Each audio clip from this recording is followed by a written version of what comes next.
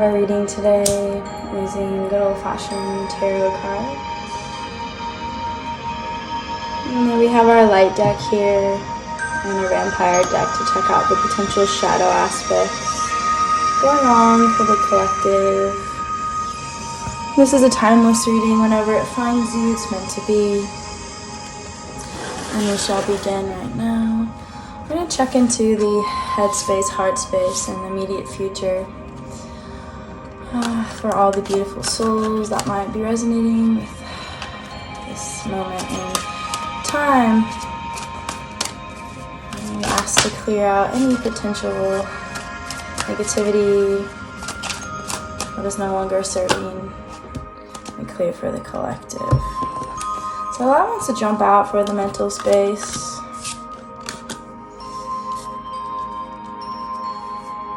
So with these cards coming through, what we could be dealing with this week is balancing out that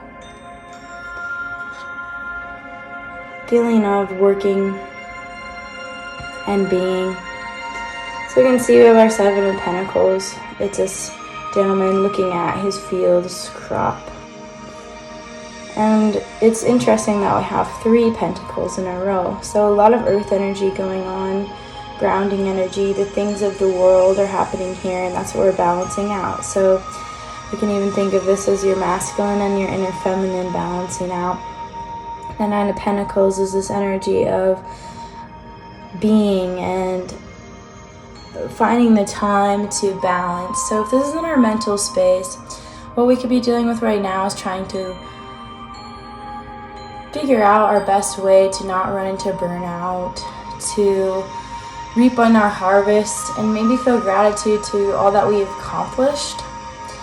Coming into this Queen of Wands energy in the immediate future space, which says that as we find this nice balance, we're able to more easily tap into our passions. So when we're grounded in our pentacle energy, we can come into the wand energy, which is that of fire, which is that of creativity, which is that of passion. So in our mental space, we might be figuring out how to best be our best selves in a space where we can get everything done and still have that time for creativity. And then we'll check down into our heart space, see what's going on. So in our heart, we might be, feeling this feeling of fussing over spilt milk or whatever that saying is. And that's okay, because in feeling is healing. So in our heart spaces, sometimes when we're, in our mental, or when we're trying to balance too much, we're not always able to tap into our heart space, which is where our feelings often are. Because there might be a little residual sadness going on, represented by this 5 of Cups. And there's a loneliness to this, is the feeling of feeling alone in a crowd of people. But that's alright, because in our heart space, we're trusting our intuition next to the Ace of Cups, the Cups card representing gifting feelings, gifting emotion. And this coming after a Queen of Wands space where we're, discovering our true nature as creative beings, tapping into maybe some of the sadness can be actually very driving for that creative force. You can find inspiration within your own feelings, your own emotions. And in your heart space, it's desiring to gift it out to the world. The Two of Swords saying that to do that, we have to trust our intuition, because sometimes putting yourself out there can be very scary. And then we have the Temperance card, a major arcana, blessing us, saying that when you do this, you will be divinely guided and feel very balanced. As you can see, she has her 2 cups. We have the 2 of Pentacles, and we have these 2 cups, the Temperance card being the Libra, the balancing of the scale. So a lot of balancing going on between our head and our heart, as shown by these cards today. So we're going to see what's going on in the immediate future action space for the collective. What's going on? What's, any divine guidance? Are we, going at it alone? Absolutely not. So what do the angels have to say about what's really to come very shortly, very soon?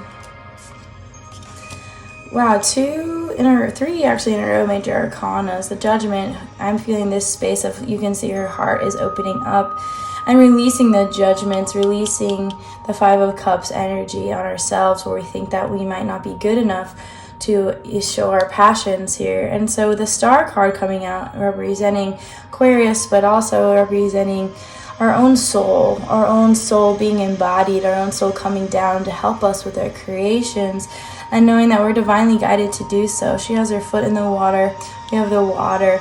So dip your toes in and your hands and your feet, completely be submerged in the feelings, because from that, a garden with our pentacles, soil and water grows our garden. So together, feeling grounded and also, feeling emotional, there is a beautiful balance there between the masculine and the feminine essence.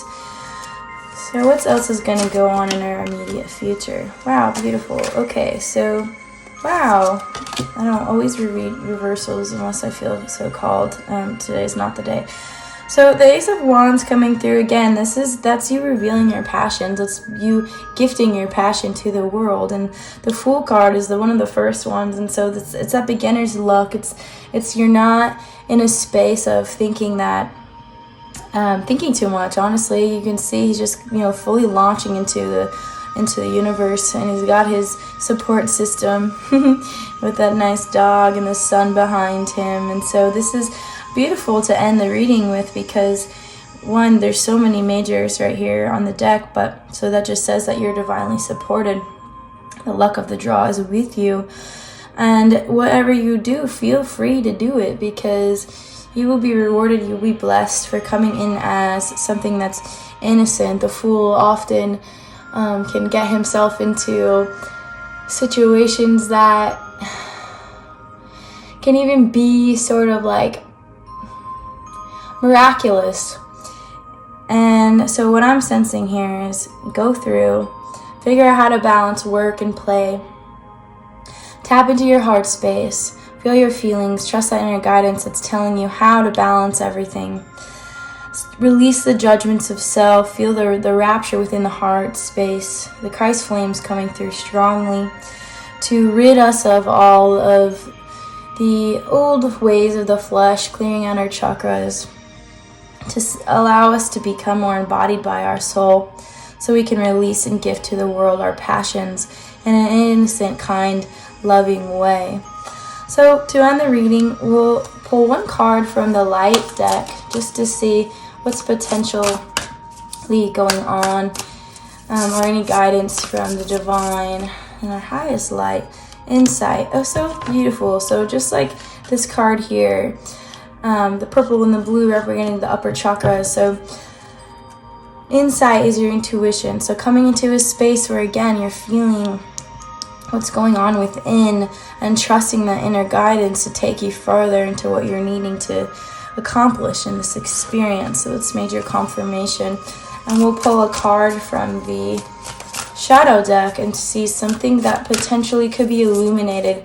As we know, light can reveal and light up the shadows. So if we see some shadows coming up, we just know that we're healing and it's coming up to be transmuted. So what is something that we can maybe run into this week, divine? Thirst, craving, compulsion, obsession.